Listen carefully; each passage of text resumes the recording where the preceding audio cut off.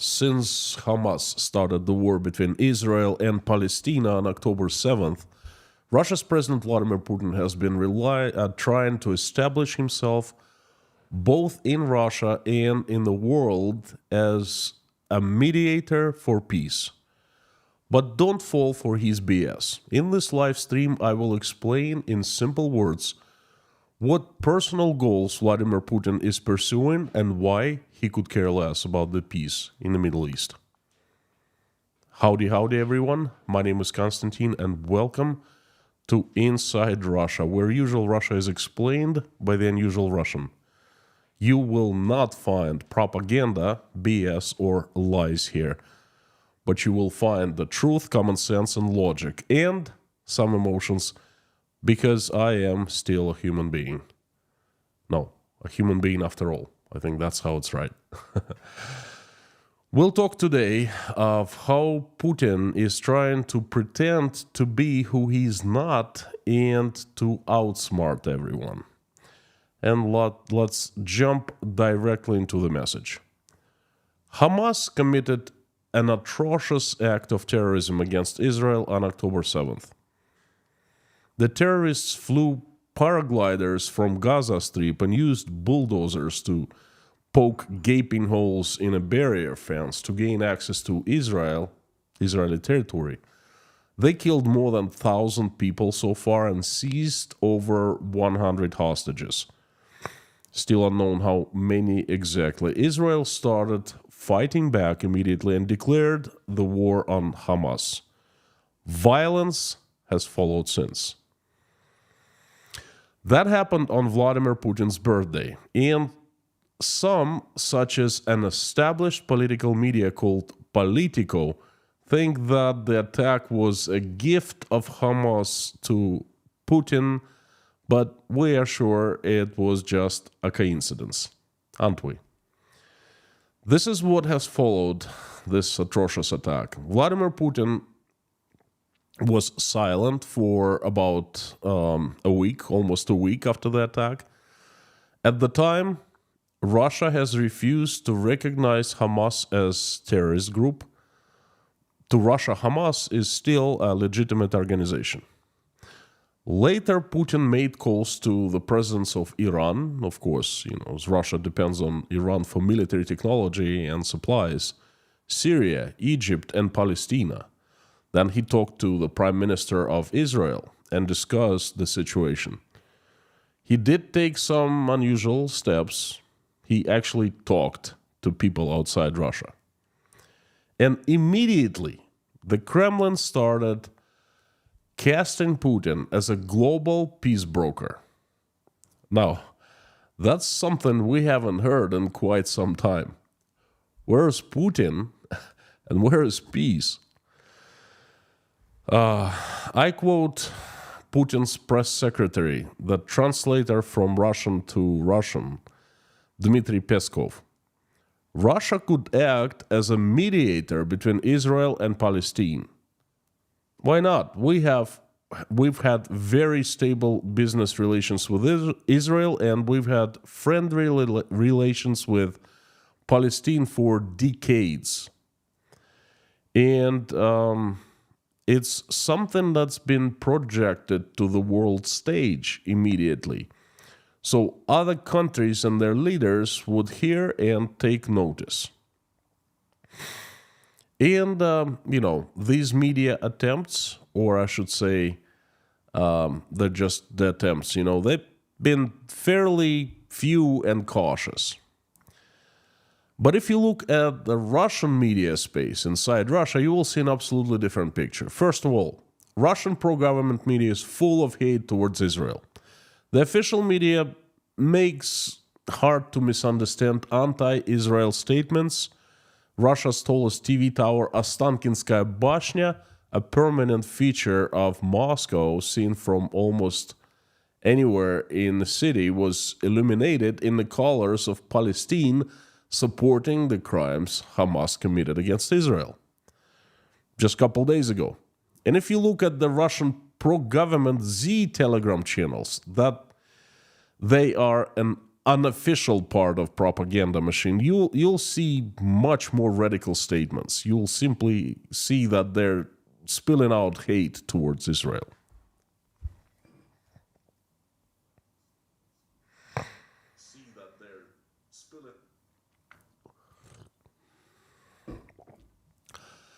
So, if you land in Russia right now, today, you will make no mistake who Russia is supporting in this war. Yet, to the world, Putin says that Russia has had very stable relations with Israel. All right, why don't we take a closer look into this so-called stable relations? These stable relations began in the 60s of the 20th century. How do we know? Unclassified secret KGB documents that were revealed in the 90s, the freedom years of Russia. The documents showed that KGB provided Palestinian terror organizations with funds, training, and arms.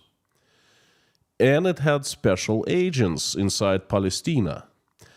For example, agent nicknamed Krotov, aka Mahmoud Abbas, agent nicknamed Aref, or Yasser Arafat, and agent nicknamed Nationalist, or Wadi Haddad. KGB supported the Popular Front for the Liberation of Palestine, PFLP. The documents also revealed that the KGB aided PFLP by providing them with training, funding, arms, as well as help in preparations for specific attacks. The USSR was supporting Palestine, Hamas, and all the terror groups until basically the country fell apart in 1991. But Russia picked up that relationship after a while. And I can trace that relationship to as far back as 2006. Russia's young President Vladimir Putin invited Hamas to visit him in the Kremlin to negotiate. Hamas group was led by Khalid Mashal, Hamas number one person back then, Numerous visits to Russia and meetings with Russian officials followed, including the very recent visits. For example, why are we talking about the past? Let's talk about recent events. For example, May 2022, September 2022, March 2023, and get this, September 10th, 2023, less than a month before the attack on Israel. It'd be interesting to know what they talked about at the meetings. Of course, they weren't planning this attack. They were just discussing the weather and the Barbie movie. Yeah. Israel, if you have friends like this, you really don't need enemies. And that so-called friend of Israel who invites Hamas to visit him in Moscow and does not recognize it as a terrorist organization now is trying to establish himself as a peace broker. Now, folks, let me tell you real goals this peace broker is pursuing. Number one, the most important, distracting the world from the war in Ukraine that he started, this peace broker. He is hoping to divert attention, diplomatic energy, and military resources of the Western countries from Ukraine towards Israel. And so far, Putin has done a pretty darn good job. And I hope that changes in the future. Number two, spiking oil prices. Nothing spikes oil prices as fast and as high as political instability in the Middle East, world's top oil-producing region. And Putin, again, has done a pretty darn good job. The lowest oil was trading recently was October 6th, the day prior to the attack on Israel, at $85 for a barrel of Brent oil. And again, I hope that changes in the future. Number three, improving Putin's image on the world stage. managing to broker some form of de-escalation between Israel and Palestine would bring Russia a little closer to the mainstream of international relations again, and would allow it to make a claim that Putin is a positive and engaged actor in the international geopolitical game, geopolitical system. Again, like he used to be. And that claim, that he's showing that he's a player again would be very well received in some countries such as India, South Africa, China, some others that Russia is trying to make friends with, that Russia is trying to get to help against the international sanctions and so forth. I don't think that Putin succeeded in this much. His image in the world is pretty clear. Everyone knows and understands what Vladimir Putin is all about these days. But the attempts have been made. And, I give it to him. He's trying. And number 4, and along with number 1, I think this is the most important achievement or a goal he's trying to achieve. He has tried to strengthen his position in Russia. Now, I emphasized before many times, and this is one of my biggest things I talk about usually, that the war will end not in the front lines. Ukraine will not in the front lines, but the victory for Ukraine will come from within Russia.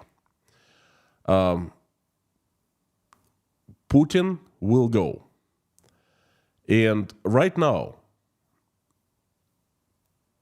Putin, the biggest threat for the guy is the power groups inside Russia, his longtime friends. In my opinion, every such friend who has means, ambitions, and guts, and there are a few of them, is preparing for the takeover. Absolute power is the ultimate and only reward here. Now,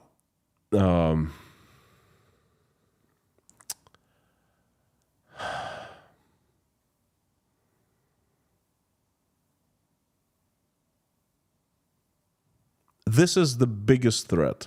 This is the biggest risk that Vladimir Putin has been having for quite some time. Because over the last 6 months, he has showed weakness after weakness after weakness. Putin has shown Russian establishment, those groups, the vertical of power, that he isn't strong and fearful enough anymore. Gosh, his own creation, his cook Prigozhin, started and executed a successful mutiny against him. The guy seems to be a joke, not the president anymore. We all remember June 25th when the Putin came out and addressed the nation saying there's a mutiny going on in Russia, and he begged all Russians to stand behind him. And for the first time, I saw Putin scared, small, unconfident. His fingers were shaking, and his right here under his eye was jumping up and down. I understand that he was not feeling that well. Okay, so he showed entire Russia and the entire world that he's not the strongest. He wasn't strongest bunch, wolf in the pack anymore. Okay, and that is in Russian politics. That's lethal. And by trying to broker this peace deal or de-escalation or anything for that matter, by just trying to broker and speaking to the presidents of, Egypt, Syria, Turkey, Israel, he's trying to send a message, a strong message to those who are sharpening swords, ready to take over. His message is, don't even think about it. I'm still the strongest force. Now, is this message taken? Is it well received? Is it understood by the actors? I'm not sure. This is something to discuss in the future. At this point, I don't know how well it is received. Whether Putin succeeds or not with that, I can't tell you. But I surely will keep you posted.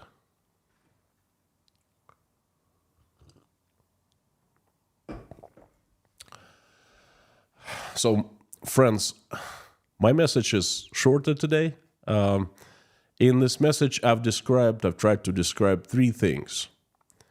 How Putin has been reacting to Hamas attack on Israel, what's true relationship Russia has had with Israel and Palestine, and I backed it with the history facts, and the real goals Putin is pursuing by making informational noise and actions right now.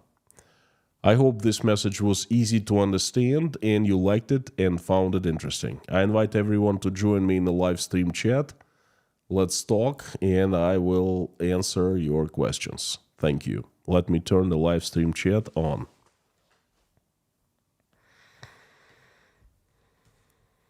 And while I'm doing that, I'd like to ask you to help me out.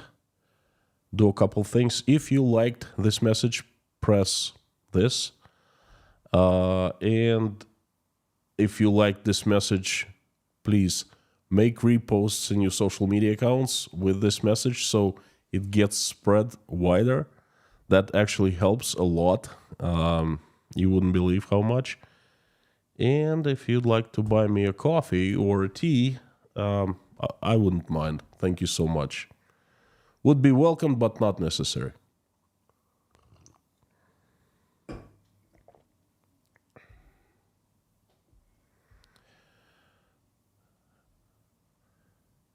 In case you're here for the first time, let me tell you that this community inside Russia has the best moderation team in the world. Lorna, Mommy K, Bob S, Harry Potnin, and Amir Fazad. The best of the best. Very nice people, and don't ever try to mess with them, but that's the purpose of moderation, I guess. Friends, thanks for coming. And the usual suspects, the ones you know who you are, you come back every day. Fantastic to see everyone. Thank you so much.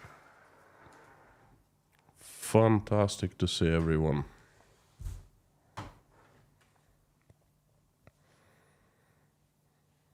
As usual, if you want me to notice your message or question easier, please put it in caps, all caps, and put inside Russia after @ so it appears highlighted in large orange box. Thank you so very much. And the usual suspects are always led by Dirk. Good Abend, Dirk. Lorraine Prasnovsky, thank you so much. No message, but this is very powerful and strong.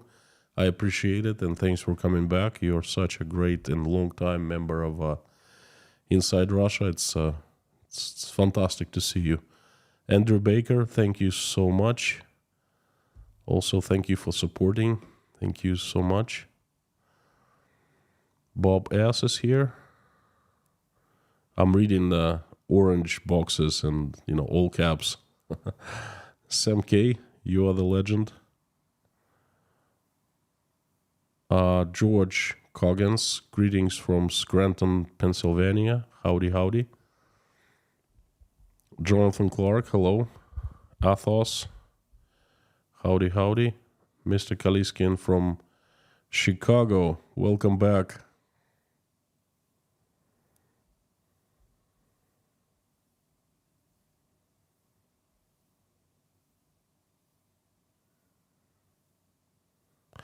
Messing with mods will earn a long ban vacation from this channel. Yes, thank you, Sam. Thanks for letting everyone know.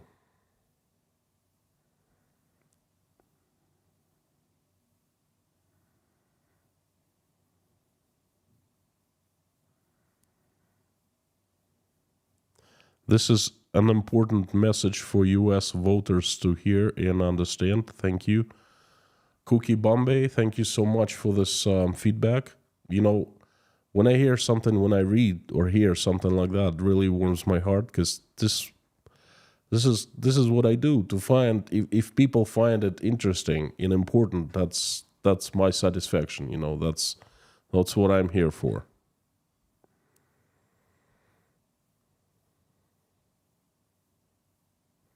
John from Liverpool, howdy. Michael Judd, hello.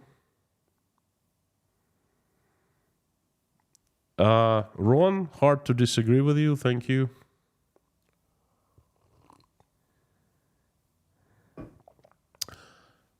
Thank you so much. I would like to let everyone know that we had a birthday last on Sunday. Last stream, which was 2 days ago, that I missed. I apologize, but it's better late than never, and I'm gonna sing a song in honor of Kerana, a long-standing member of Inside Russia community. Thank you so much, friend. Thank you for being with us. And everyone, if you don't like your ears to be broken, would you please cover them up with your hands? Happy birthday to you. Happy birthday to you. Happy birthday, dear Carano. Happy birthday to you. I wish you many happy returns of the day, good health, lots of wealth, good luck, and lots of love to the ones who you love and the ones who love you. Happy birthday. Keith from Hawaii says aloha. Aloha to you too. Ao akua. Pop Yards. Bonsoir from Switzerland. Howdy, howdy from Tashkent, Uzbekistan. Veronica, never late. That's okay. Thank you for showing up. Koshkin Dong, hello. Jonathan Clark, wish the US would stop messing around and choose someone to lead so we can support the needs of support. Jonathan and everyone, we did not discuss American politics here for one simple reason. I mean, I have my opinions on that, and I'm pretty sure that everyone does, but once we start doing that, this chat explodes and becomes a mess, okay? Because somehow lately people cannot, have hard time talking about American politics in a civil way. Lately, I see that people just start like going up very emotionally. So that's why I ask everyone not to talk American politics, and I ask mods to keep tabs on that. Leslie Fleming, I like before Kay arrives. I'm not sure what you mean. I'm always here.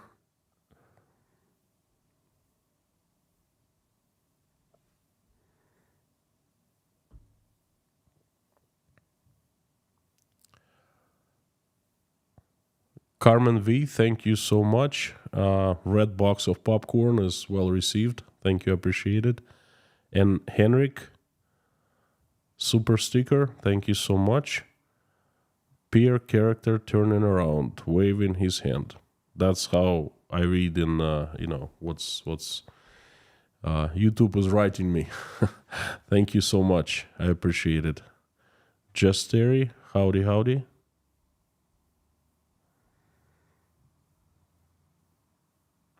Keith from Hawaii, glad to see you back. Well, I haven't gone anywhere. I had a really tough day, and then there was a maintenance schedule with my channel, so Julie W., thank you so much for being sponsor for 11 months. Thank you.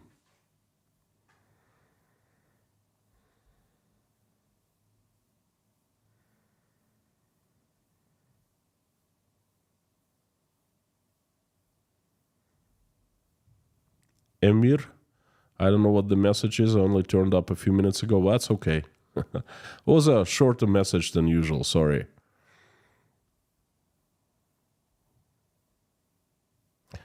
Joe's Reims. Long-range missiles are now in use in Ukraine. Yes, I saw the news. We will see another bridge live stream soon. I don't know. You asking me? Whenever anyone thinks of peace and conciliation, I'm sure the first thing that comes to his mind is Putin. I'm sure too, you know, I was gonna finish my stream by sending him a personal message. But Natasha, you know, I discussed it with her. She said, you know, I decided not to. But the message was something like this, you know. I am a taxpayer, and I am still a taxpayer. I mean, I will be as long as I hold Russian citizenship. I am the voter, and I'll be for as long as I hold the Russian citizenship. And Vladimir Putin is the president of Russia, and he is elected for 5 years, 6 years now.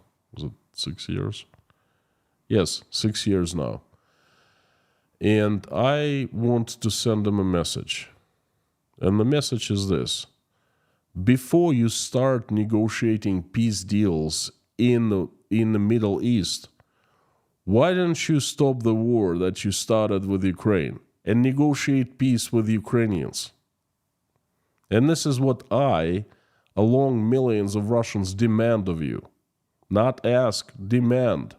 Because we are the ones who pay your salary, who are just giving you power to represent this country and run this country. Anyway, this is what I wanted to do, but I guess not.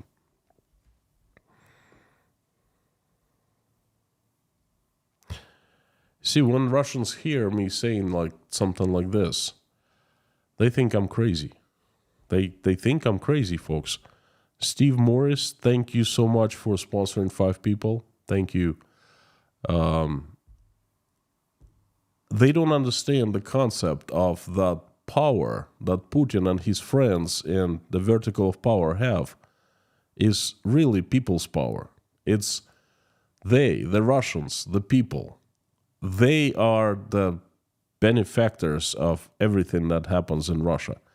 And they simply allow some people to run the country, but it's going to be in the way that it benefits the Russians. Instead, they're being enslaved. They're being used. They're being, abused, and they're being, all the freedoms have been taken away from them. And when I tell them that it's their power, they think I'm crazy. That's the first thing I learned when I landed in America. It was a pretty interesting concept to me, and I loved it. I loved it right from the start, We are the people. Well, not in Russia.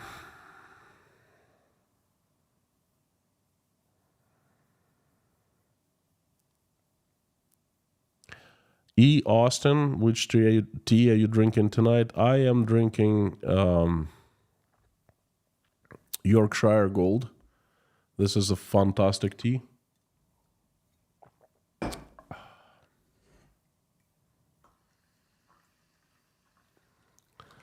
Love everything about the tea. Even love the sound when, I pour it and I drink it.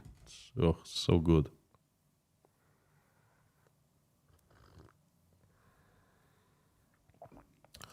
Jonathan Clark, thank you so much. The news in the US didn't piece together that his attack happened on Putin's birthday.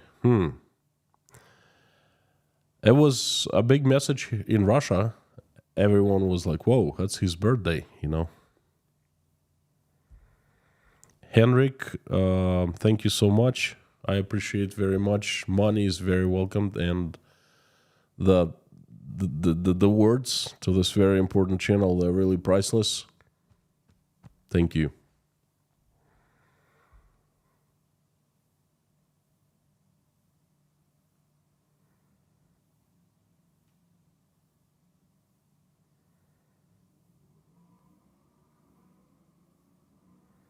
Katharina Holm, unbelievable, that's 1 year. Yes, it's 1 year. I know, it's hard to believe. By the way, folks, I've been working hard on putting together this material from our anniversary celebration. Holy moly, there's a lot of stuff, let me tell you. Videos I was filming, Natasha was filming, Oля was filming, and then everyone else was filming. And then I've accumulated finally all the films and the photos, and we started on editing them. So it's coming. It's too much work,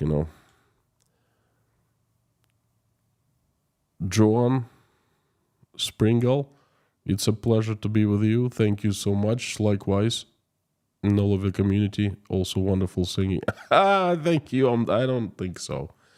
You're giving me a lot of credit by saying wonderful singing.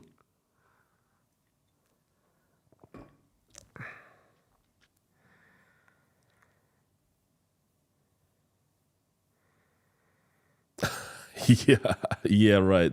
To avoid this copyright strike from YouTube. Exactly why I'm still like that. Exactly.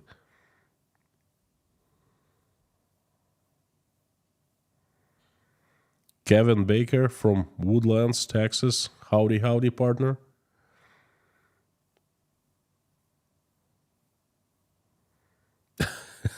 Thank you, Bob S.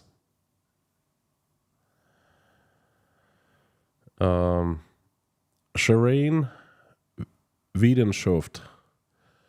When Putin met with the Chinese leader, I noticed that his legs were jumpy and he couldn't keep them still.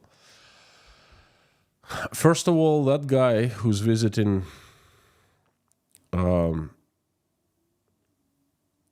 China, he does not appear as a real Putin, okay? But I don't know. It's who am I to say, right? So I'm not an expert. I didn't see them close enough, and all I know that the guy who was meeting the presidents for his birthday on October 7th, there were 3 presidents that came to visit: Kyrgyzstan, Uzbekistan, and Kazakhstan. So Putin met him, and he invited him to a big truck, and he was shaking, inviting him by everyone personally, and he walked around the truck, and I noticed when he was walking, he was limping, just like he was limping today in China. He couldn't walk straight. And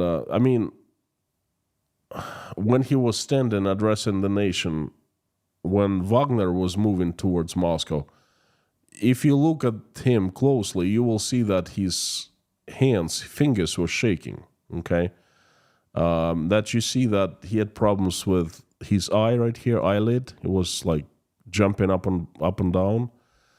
And a couple days ago, when he was speaking at the Moscow Energy Week Forum, he appeared to be out of sorts. He appeared to be either intoxicated or over-medicated. He couldn't speak straight. So it all tells me that not all is well, So, Shireen, I agree with you. Something is up. That's why I have my popcorn that Michael ate all, okay? And but I have virtual popcorn here, and I am enjoying this grand show. KG1, do you know the present mood of your Russian friends? Have they changed their opinions greatly over the last 600 days of war? KG1, thank you. It's a good question, but there are different cases. You know what? Let me answer it. I take a note of it and I'll answer. Mood. It's going to take me a couple minutes, that's why. I see a super chat from William, atheist number 1 from Canada. How's your extended family in Russia responding to you as of late? Thank you. Also, good question. Now,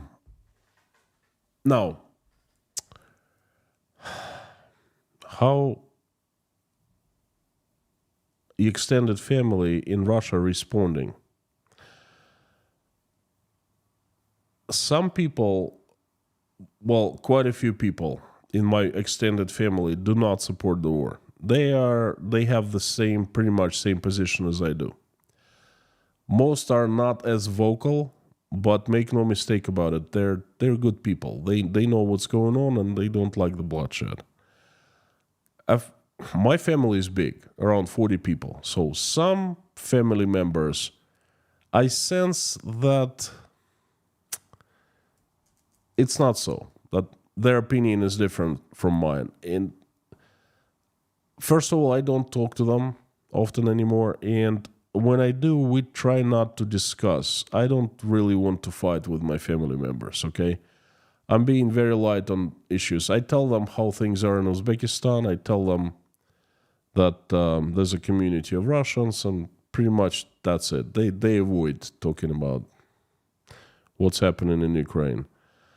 No one has changed their attitude towards me from my extended family or close family. But I cannot say that about my friends, colleagues.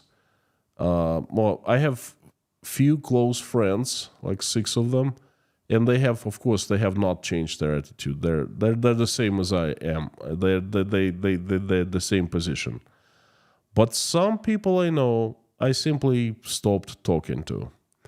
Some colleagues in my previous work, I speak to people all the time. I simply don't like what they say, what they think, what they stand for, and I have made talking to them to a minimum. And KG1, back to your question, what is the mood of the Russians, 600th day of war?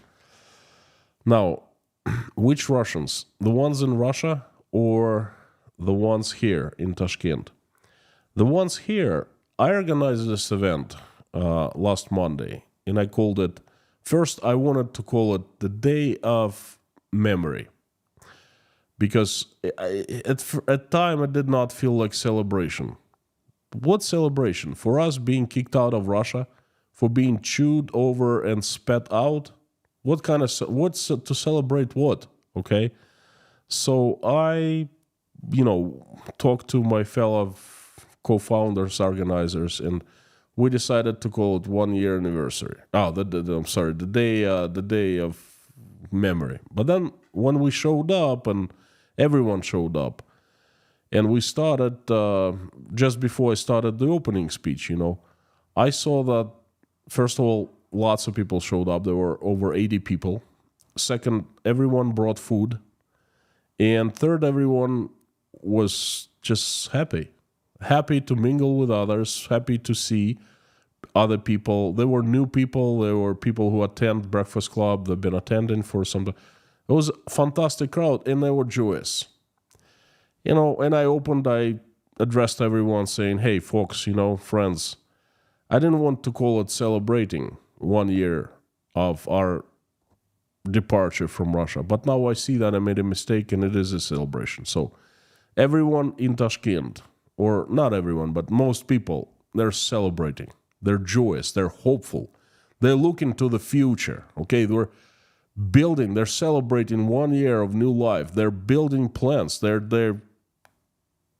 It's good. The dark times are kind of past us, we hope. People in Russia completely different. 600 days of war. Everyone is depressed. Everyone is sad. Everyone is in the bubble. What's going on? Everything's okay. How okay? Do you have a job? Well, I have a job, yeah. What about the prices? Yeah, they have reason. That's how you feeling? Tough. What's going on in Ukraine? Yeah, it's really tragedy, Things like that. And there's no joy there. People are not joyous.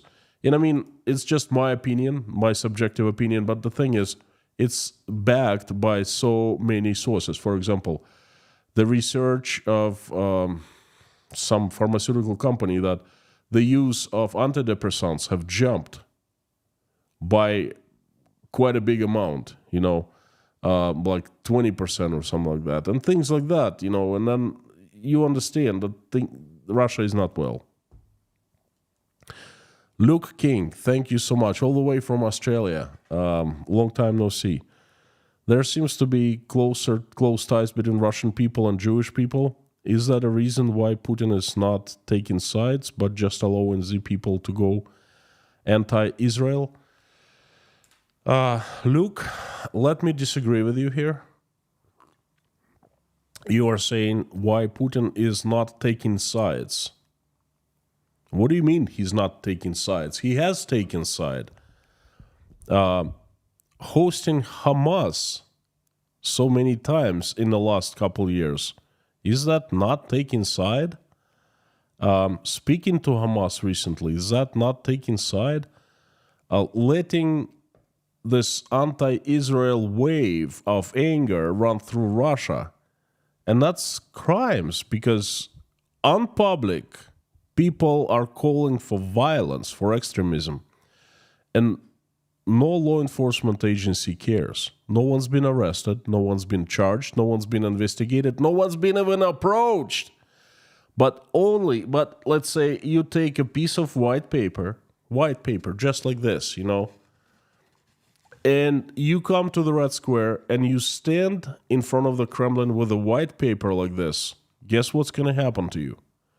You're going to get arrested immediately.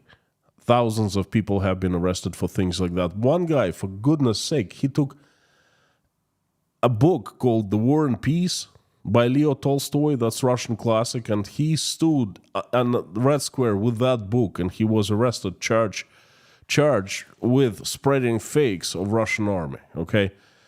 To me, that's a clear taking sides with Putin.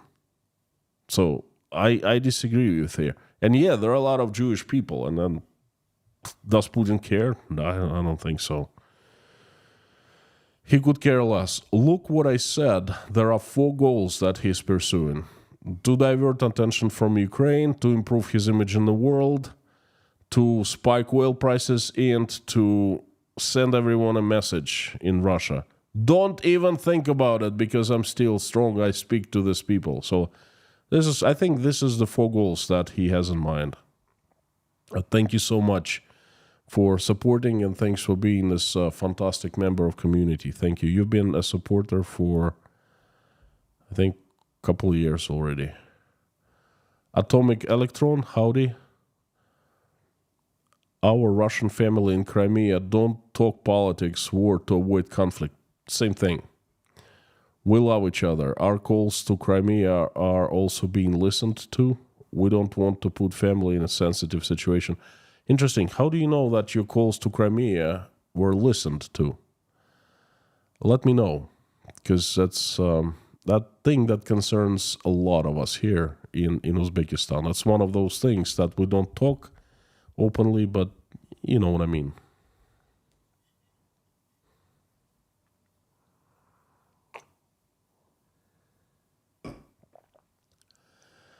Thank you, friend, for support again. Thank you. Lisa Kumrian is here. Good to see you. Lisa, please let me know if we should continue praying for you.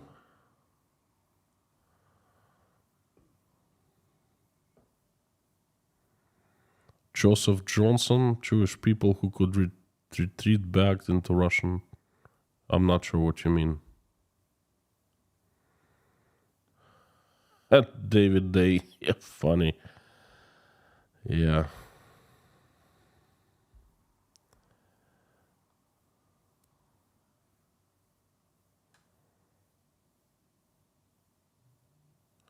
Big Brother is listening, but how do you know?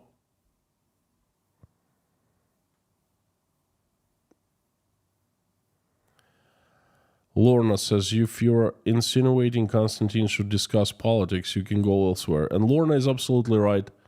This channel is about inside Russia, what's happening with Russia. I know well, okay? How can I talk of American politics if I'm not an expert, I'm an amateur, okay? What can I say about anything about American politics? I don't live in America. I don't know what's going on there. I mean, why do you guys keep on insisting? There are so many other resources you can go and speak of American politics, but not here. It's just I cannot provide anything valuable to you about that.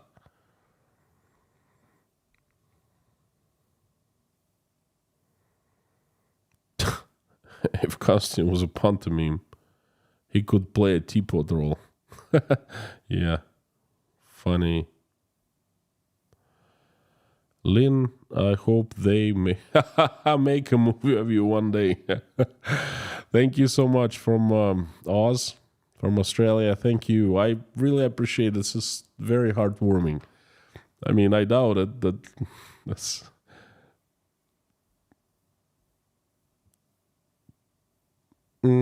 Mike, do you use TV Teka? What I don't know what TV Teka is. I obviously don't use it. Atomic Electron, interesting. The authorities don't try to hide it. We hear them pick up. We've heard them talking. Fudge. Wow.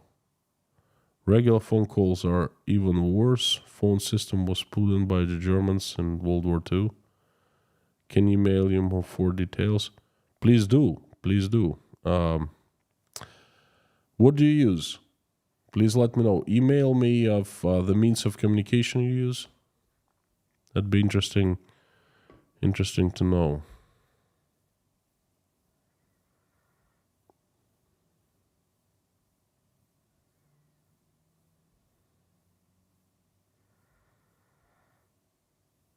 Jonathan Clark. Funny. Thank you, Atomic Electron. Thank you so much.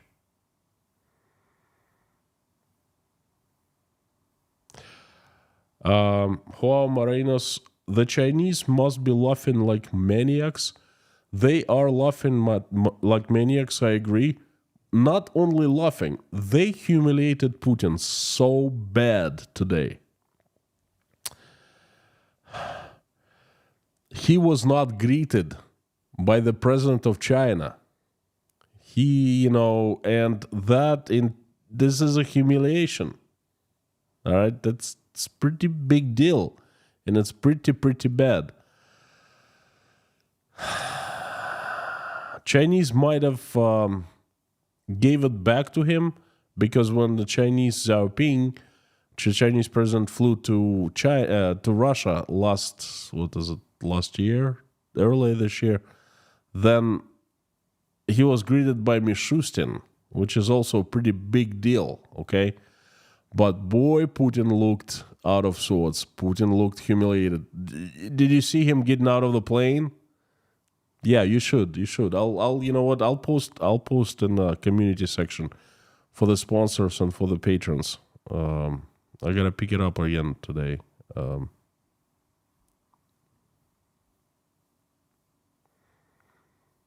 Angie Metcat from Southern California. Howdy. Putin must be so happy that Russia isn't the main topic anymore. And that is his goal number one. Yes, to divert attention from Ukraine. So all the Western powers start speaking Israel.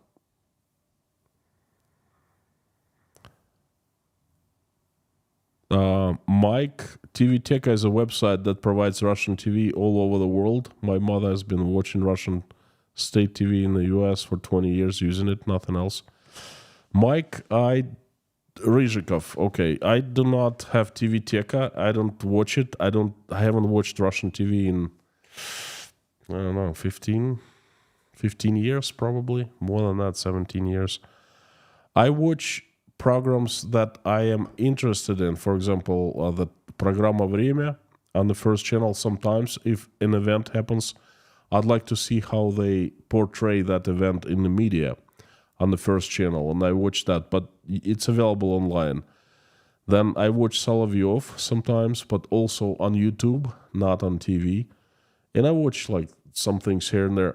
RT, Russia Today, when just short couple minutes here and there to see how they, react to certain things. But I have no urge to watch Russian TV whatsoever. So sorry if I disappoint you, but I don't use TV Teka.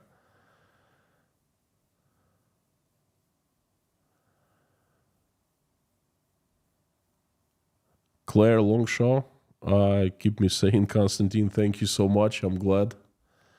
Thank you for sharing your wisdom. Thank you so much. Thank you for coming and watching. That means so much to me.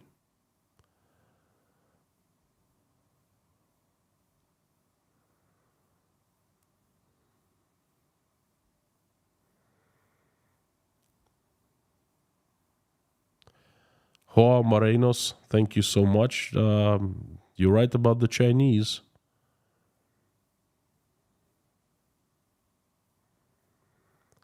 Inessa, well, you figured out on your own, you know. Anders, Putin said he was sure that the weapons from Ukraine were used by Hamas. I guess you understand how he knows. Well, first of all, I did not hear him personally say that. I heard on the Russian news and the Telegram channels, Z channels, they started going around it. You see what happened? The West supplied the weapons to Ukraine. Now it's being used against Israel and so forth, you know. But yeah, I get the general picture. Thank you. Luke, thank you so much again. You may have answered this question before, but if the war expands and includes Iran, do you think Russia would get involved and come to the aid of Iran? Does Russia still have a presence in Syria? Two questions here. First of all, Russia does still have presence in Syria, Air Force base. As far as I understand, it's not very strong presence. Not too many troops stationed there, not too many aircraft. Acute phase of war in Syria is long over, and then Russia is there for basically for the presence. Now, if the war expands and includes Iran, do you think Russia would get involved and come to the aid of Iran? I don't really see why it would come to the aid of Iran. To aid Iran with what? Iran hates Russia. They're Russophobes. They cannot stand basically political situation in Russia, and I've seen them speak that. I've been to Iran quite a few times. Even the guy who used to lead Iranian Chamber of Commerce, he used to write articles in newspapers like you wouldn't believe against Russia, you know. That's just general mood. Iranians don't like Russia. Whether they consider it as a competitor, I don't know. I'm not that huge of an expert on Iran. I just know what I've seen and what I've studied. Iran is brutally pushing out Russia out of the markets for oil from India and China. And it's doing it ruthlessly. And it's doing a pretty darn good job, because it's much easier and cheaper to sell oil from Iran to India and China than from Russia now. The only cooperation that Russians have is they buy drones and military technology. I mean, it's been said, even on Russian TV by Russian officials, you know. What they supply to Iran, I don't know, but I'm pretty sure it's a business relationship. It's not friendship or anything like that. So I don't think how Russia would get involved for Iran. And moreover, I don't think that the Iran will get involved. Iran definitely does not need a war. So thank you, Luke. Thank you so much. And no, I have not answered this question before. I don't consider war with Iran a real possibility. Israel and Iran a real possibility. No.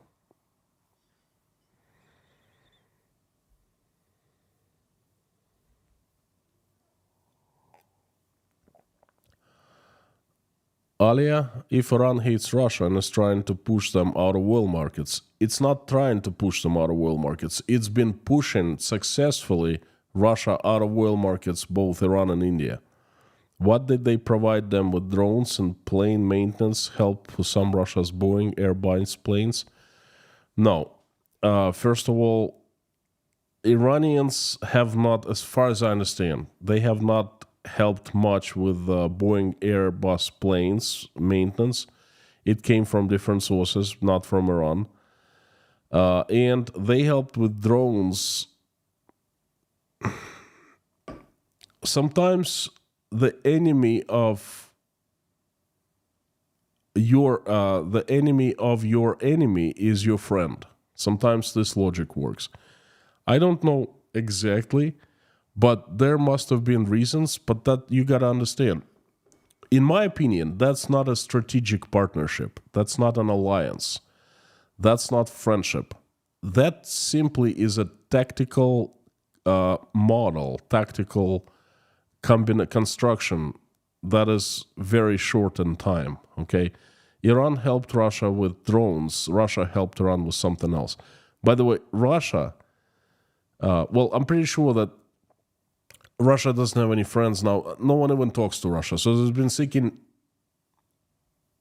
seeking attention of anyone who talks to Russia. And North Korea and Iran are the two countries that are in the same boat as in Russia, under sanctions. And the second thing is, don't forget that there are some economic ties, Russia and Iran. And for example, Russians built a nuclear plant in Iran, in Bushehr. Okay? So that's something you cannot dismiss that easily. All right? So there must have been some deals, one deal or a few deals made about the drones, but I cannot pinpoint and tell you exactly what they are about. Nation Demon, howdy, howdy, howdy. Keep your friends close and your enemies closer. 100%, yes. That works too. Constantine and mods rule. I just speak, mods rule. I agree. Thank you, Sam. Given that Ukraine is largely run by Jewish ethnics, I can't see them aiding Israel's enemies. On the other hand, Lenin and the Jewish did not have any troubles disappearing. Paul B., why do you think that Ukraine is largely run by Jewish ethnics?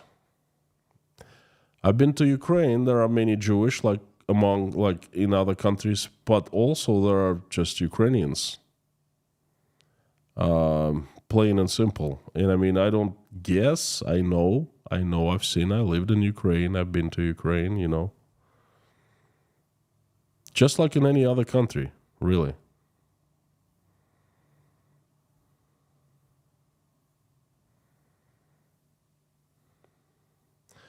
He asked help of North Korea. That is message how serious trouble he has. Thomas, I absolutely agree with you. I made streams about that. It's pretty pathetic for Putin to beg North Korea for help,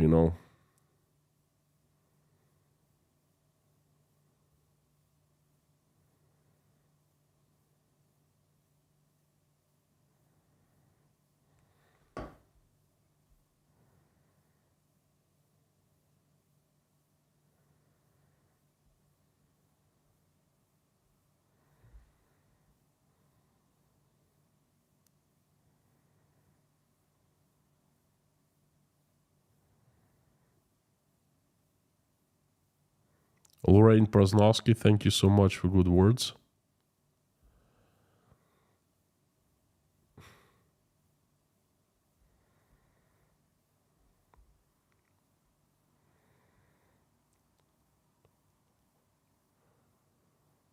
Stephen Jones Savage, thank you so much. Good to see you. Thank you, friend.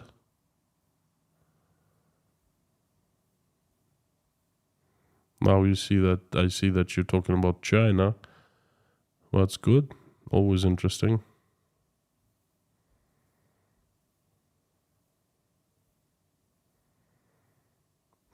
Speaking, continuing answering question, why Iran helps Russia if he hates Russia so much?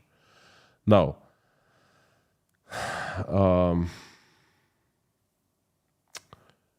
What do you think of the relationship between the Israelis and the Pakistanians? Israelis are Jewish and the Pakistanians are Muslim, hardcore Muslim. And, well, if you don't know, but I'll tell you, they hate each other guts, usually. They don't talk, the politicians, I mean, not the people, but the politicians. They don't talk to each other. They're hostile. And yet, there was one instance that I know of that they sat down at one table and they did business with each other. By, in other situations, hating each other, absolutely hating. They sat down and did business. When the Taliban was fighting the Soviet aggression in Afghanistan back in the 80s, okay, the United States and Israel were funding the Taliban with weapons, and they needed somehow a safe passage to bring the weapons into Afghanistan. And the only passage was through Pakistan. Therefore, they made a deal, the Israelis made a deal with the Pakistanians, and the Pakistanians allowed it. There is your answer. Sometimes even the enemies, sometimes even the countries that don't like each other, they sit down and talk. By the way, there's a great movie about that. It's called Charlie Wilson's War. The story is explained well there. It's a great movie. If you have not watched that movie, I suggest you do. It explains you a little bit of how things are done. And that's a movie that's based on a true story. Richard Burris, thank you for sponsoring one person with membership. Inside Russia, Laura Ambrosio, thank you so much also for sponsoring one person. Atomic Electron, you feeling better? You look better, smiling more. You know what? I slept all night yesterday. I got plenty of sleep, and that does magic. I'm not tired, full of energy. That's why I'm definitely feeling better.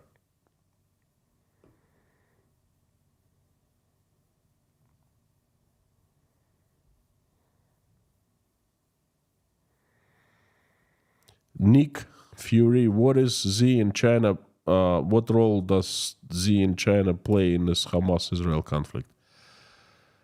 Well, I don't know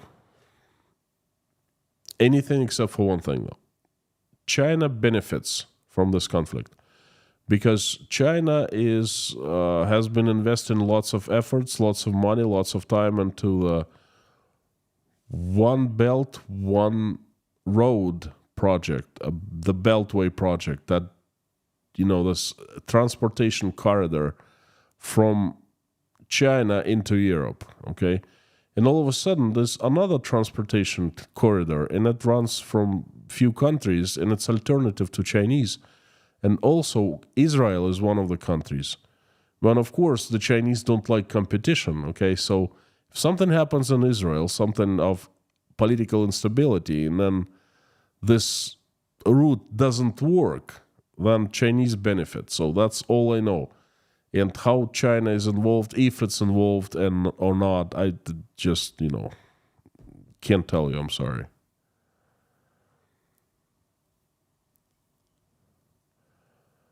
How Morenos, read the book. Jewish people are no majority in Ukrainian, and Tatars are usually Muslim since the time of the Crimea Khanate and being part of the Ottoman Empire. There's not much to comment here. Thank you, Joao Marinos.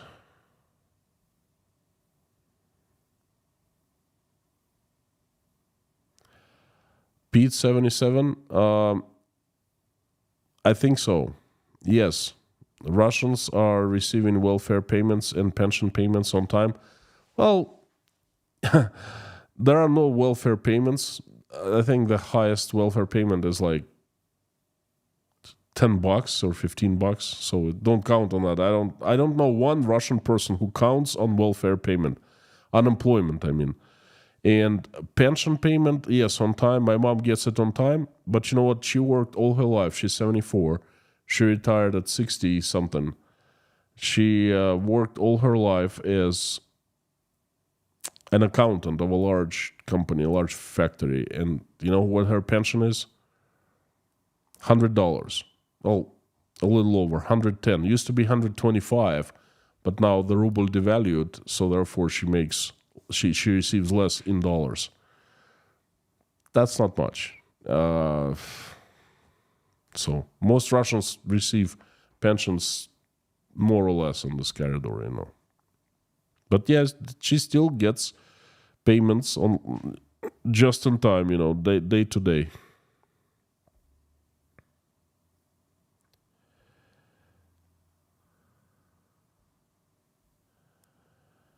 Beltway is totally something different. Anyway, I don't know how it's called. It's one way, one China, one belt, one China, or something like that. So it's, you know, the transportation corridor to China.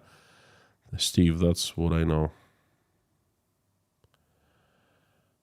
Alia, is there any chance China may be aiding North Korea with the military supplies, or is North Korea only using its local production Soviet stocks? How do you think China feels about Russia going to North Korea? Two questions. And first of all, I think that China does not supply anything military to Russia through North Korea. If China wanted to supply something military to Russia, it would directly. I mean, why involve North Korea? China can do it covertly. So I think there's no connection here. How does China feel about Russia going to North Korea? I don't think it cares much. I think it understands that Russia is so weak now, and that basically China owns it. So they could care less. I mean, they're monitoring the situation, but I think they're just they think it's not a threat because North Korea is also not a threat to China.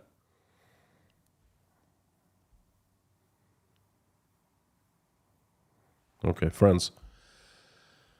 I'm going to wrap it up. One thing before I go, I'd like to ask you, and I'll read the comments later. Please let me know if you liked shorter message today or you prefer the longer ones, the usual ones. Let me know, because it's interesting. I think today's message is pretty important and pretty informative, and I didn't want to make it too long because I already said what I wanted to say. Okay, I just didn't want to. As in Russia, we say when you say something a lot about nothing, you know, they say you put in water, you know, in your speech. So I didn't want to put water in my speech. So let me know, how do you take it? Is it okay, or, you know, perhaps you like it, the usual longer messages.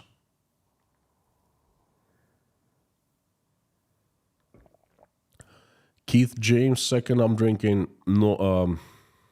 Yorkshire Gold, the English tea by Taylors of Harrogate. It's fantastic. Probably one of the best in the world teas. That's so good. No, I do not put milk in it. I'm sorry.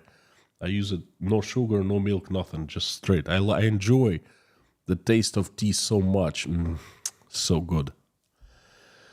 Anyway, friends, last call. Nation Demon. Thank you so much.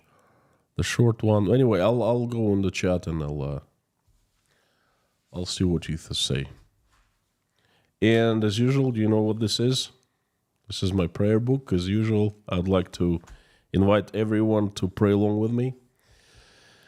Let's finish this stream with a prayer. If you're religious, please come join. If you're not, come join. I know we have at least one atheist today from Canada, atheist number 1. And I am asking you to come and join us. You don't have to call this a prayer if you're an atheist, but you can call it sending good vibes to people, good energy, asking for something good for people. I mean, it can't hurt, right? To me, it's very simple. To me, God is love, and there are hearts inside each one of us, and the hearts are beating while we're alive. And I have not yet seen one single person who doesn't love anyone.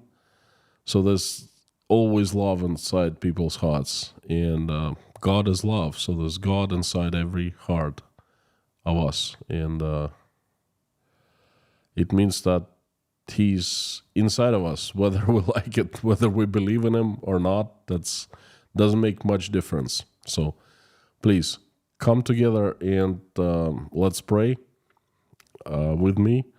And then I usually pray a general prayer, and then I ask for certain people who contacted and said that they need help and they need to be prayed for. So, friends, let's do it. Dear Lord Jesus Christ, thank you so very much for giving us this day. Thank you for putting food on our tables and giving roofs over our heads. Thank you for surrounding us with people who we love and who love us. Please give us wisdom to keep the skies above our children's heads peaceful and clear, and raise our children in the way when they grow up and become adults, they will have a better job running this world than we have done, and they will make this place a better world. For now, please keep our children safe and healthy. And dear Lord, please stop the bloodshed in Ukraine as soon as possible, and stop the bloodshed in Israel. Please help people who have been affected by the tragedies, answer their prayers and make their wishes come true. Send them angels for protection. Reach out and touch the hearts and souls of people who are capable of making decision to stop the bloodshed. Touch their hearts. Do whatever needs to be done so they wake up and make this decision to stop the bloodshed. Dear Lord, please help my country, Russia. Assemble your army of your strongest angels with sharpest swords, led by Saint Michael. Send them like avalanche to this earth, so they come down and will get rid of the demons who have hijacked my country. Please have angels run Russia. Make them Russia. Make them make Russia peaceful, loving, loved, respecting, and respected. Dear Lord, please help everyone who's traveling, send safe travels. Everyone who is seeking for asylum of any kind, running away from danger, please send help their way. Please help everyone who's helping Ukrainians right now. God bless them. Help the Ukrainians who are suffering from the strikes of Russian rockets, the rockets that fly from Russia. Please help the single mothers who are raising their children and struggling, trying to aid the ends meet. And please help all the sick, the depressed, the addicted, homeless, the jobless, the betrayed, the ones who are struggling with their faith, not feeling well about themselves. Shine your heavenly light upon people like that, and fill their hearts with love so they feel warmth and they feel like you are with them. Whether they believe in you or not, doesn't matter. They will feel you, because everyone feels you when you enter people's hearts. So please enter their hearts, fill them with joy, love,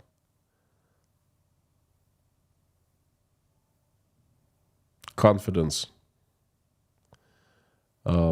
Please provide the help they need so they feel better about themselves and about their lives, and they will have a chance to have happy life again.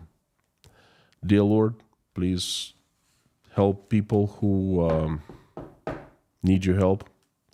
They are a little girl, Sarah. She's waiting for a surgery. Please provide help. Please send your angels to help her, to provide the time needed in the ward, to provide the doctors, to send her good doctors, and so they perform the surgery, and then she recovers and she goes home to live with her family. Please help her parents. She's blessed to have parents like that who pray day and night for her, who love her, who support her. They also need your help. They need your love and they need your strength. Thank you so much. Also, please help Kyle E.'s wife, Joseph Johnson, Rhonda McGillis, High Homestead, CB, Ann Larson's daughter, Hannah, Morgan L., Terry Carter's former in-laws, and let Louise's last chapter on earth will be filled with joy. Jason Connor, Janice Stevenson, Jay Spike, Sam from Kiev, Bas Semen, Leslie Fleming's daughter, Wayne, Anna from Poland, Scan family's family members who are not feeling well, please send recovery to each one. Dave, Dawn, Summers 613, mother, Mike O'Neill, Liz Dumbrell, Darla, White Lightning, George Ruberty, Vasilin Lubomirov, Susie Mailer, Yelena, Natasha, Jake, Michael, Oля, Dasha, Sky, Bonnie, Svetlana, Randolph, Angelica at Life, Grace Philosophy, Mr. Dean Spooner and his church called Our Savior Lutheran Church, Liz, Lori Miles' husband, Karen, David Porter, his family and everyone in Chernovtsi, Ukraine, the Highwayman, Joe and Lee McMahon, Taylor Fleming, Meta Spencer, and Pamela J. Also, please help all the children of Ukraine, Russia, Israel, and Palestine who have been affected by the terrible tragedies happening in their countries. Thank you so much, dear Lord Jesus Christ. Amen. My friends, thank you very much for coming. You are absolutely awesome and you rock. Please come back tomorrow. There's going to be another message as usual. Now I'll try to make it an interesting one as usual. At least I'll try to do my best. Before I finish this live stream, I'd like to ask everyone to, as usual, say along with me the following, as loud as you can. Carthago delenda